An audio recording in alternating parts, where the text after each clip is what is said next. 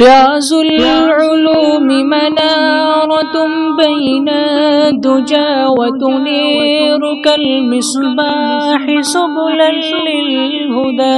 هي منهل العرفان فار بفيضه وبه ارتوى أهل المدائن والقرى. هذا البلاد تنورت بضيائها وعلومها انتشرت فجعل لا يرى. رياض العلوم منارة بين الدجى وتنير كالمصباح سبلا للهدى. عبد الحليم ملاقبا بالمرشد هو من بناها بالخلوص على التقى. شيخ تقي عالم متباحر محبوب خلق الله وصل إلى العلا. عبد الرحيم بذهنه المتألق يسعى لتنظيم وتحسين البناء. رياض العلوم منارة بين الدجى وتنير كالمصباح سبلا للهدى. فيها علوم قد جرت أنهارها.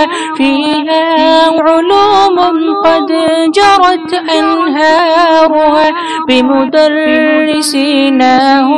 من أصحاب النهى. بعض تماهر في علوم للهدى تفسير قرآن وسنن المصطفى. منهم فقيه فاق أهل زمانه وتزين البعض بأدب كالحلا.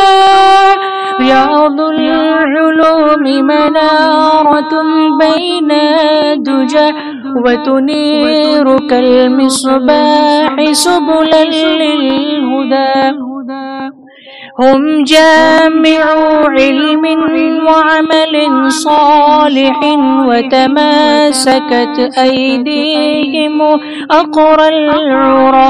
عطش العلوم سقوا بهذا المورد. عطش العلوم سقوا بهذا المورد وبمائه زادت لمن تعب القوى. هي خرجت علماء قادت دهرهم. هي خرجت علماء قادت دهرهم فالناس تتبعهم بآثار الخطى. تمحو المدارس بدعة وضلالة. تمحو المدارس بدعة وضلالة.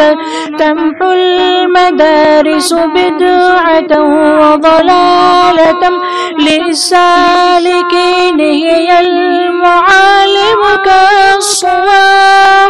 رياض العلوم منارة بين الدجى وتنير كالمصباح سبلا للهدى.